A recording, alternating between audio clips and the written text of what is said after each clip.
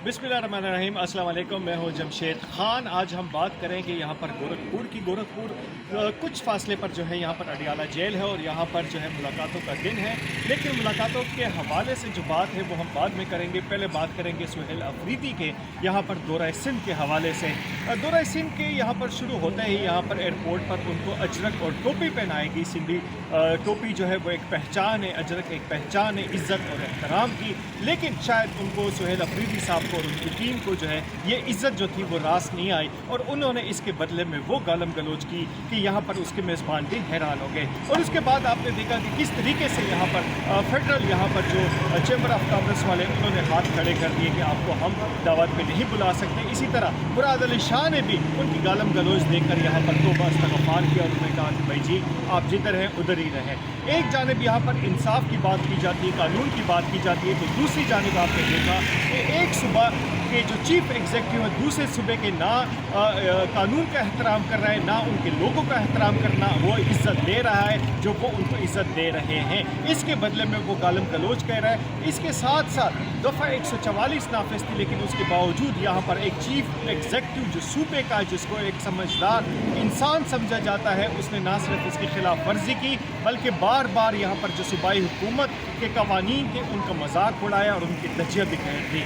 ये एक ऐसा अनोखा मेहमान था जो यहाँ पर जितने दिन तक रहा अपना ही तमस्खर उड़ाता रहा और यहाँ पर लोगों ने देखा कि किस तरीके से एक गैर संजीदा शख्स को जो है यहाँ पर सूबे का एग्जीक्यूटिव बनाकर बिठाया गया है। ये सूबे का एग्जीक्यूटिव जो है बड़े सर और छोटी दिमाग वाला, जिसकी यहाँ पर अपना कोई विजन नहीं है, जिसकी अपनी कोई सोच नहीं है, सूबे के क्या हालात है उससे वो बेखबर है। सूबे में इस वक्त बदअमनी है, यहाँ पर बेरोज़गारी है, यहाँ पर यूनिवर्सिटीज़ बंद हो रही हैं, यहाँ पर सूबे के जो वसाइल है वो यहाँ पर लोगों को नहीं मिल रहे। और जनाब मसूफ को जो है यहाँ पर कभी पंजाब की हुकूमत को वो निशाना बनाता है तनकीद का, कभी वो जनाब साहब सिंध हुकूमत को तनकीद का निशाना बनाता है, सिर्फ़ और सिर्फ यहाँ पर मीडिया में ज़िंदा रहने के लिए। यहाँ पर अगर बात की जाए तो वो मुकाबला कर सकता था कि किस तरीके से यहाँ पर अपनी परफॉर्मेंस से, अपने जनाब सब कामों से दूसरे सूबों के साथ वो मुकाबला करे। लेकिन तनकीद पर आए, तनकीद का जो कीड़ा है वो सिर्फ आपको पीटीआई में नजर आएगा। और आपने देखा कि किस तरीके से उन्होंने अपने ही तमस्खर जो है वो उड़ा दिया। सूबे में तो इनकी वैसे भी बहुत कम यहाँ पर वोट बैंक जो था पाकिस्तान तहरीक इंसाफ का है, यहाँ पर सिंध के हवाले से मैं बात कर रहा हूँ। लेकिन अब जो उनकी हरकतें हैं तो शायद खैबर पख्तूनख्वा के अवाम जो है वो भी जाग जाए और उनको भी समझ आए कि उनकी असल खैर ख्वाह कौन है। इस वक्त यहाँ पर तरजीहात जो है वो उनकी ओर है। यहाँ पर सिर्फ बानी पीटिया और जेल में बंद जो कैदी है जो चोरी के केस में आया हुआ है उसको रिहा कराना किसी तरीके से उसके लिए वो ये काम कर रहे हैं। दूसरी जानिब अगर आप देखें तो किस तरीके से पाकिस्तान को मजबूरी तौर पर दाखिली और बैरूनी जो है ख़तरात का सामना है, किस तरीके से माशी चैलेंजेस का सामना है, लेकिन ये इनकी तरजीहात बिल्कुल नहीं है।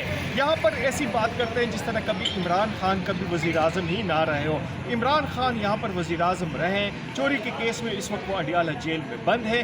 उनकी परफॉर्मेंस दुनिया दिन देखी, उन्होंने समझी और जो इंतशार फितना जो था वो आज भी चल रहा है और इसको ख़त्म करने के लिए अब ज़रूरी हो गया कि इसका सदबाब किया जाए, क्योंकि लोगों को अमन चाहिए, लोगों को खुशहाली चाहिए, लोगों को तालीम चाहिए, लोगों को रोज़गार चाहिए। ये सारी बातें उनकी तरजीहात में शामिल नहीं है। चंद यूट्यूबर्स के ज़रिए, सोशल मीडिया इन्फ्लुएंसर के ज़रिए उन्होंने एक ऐसा बयानिया तरतीब दिया हुआ है जो कि यहाँ पर जो है ज़मीनी हक़ाइक़ जो उसके बिल्कुल अगेंस्ट चल रहे हैं। तो बात चल रही थी कि उनको समझना चाहिए कि जो रेड लाइन थी उनको अबूर नहीं करना चाहिए। यहाँ पर सोशल मीडिया की बात की जाए, यहाँ पर इनके मुख्तलिफ अहदेदारों की बात की जाए तो वो जो ज़ुबान इस्तेमाल करते हैं वो मुल्क की दाखिली सलामती के ख़िलाफ़ है। यहाँ पर उनको खुश किया जाता है जो पाकिस्तान के दुश्मन है।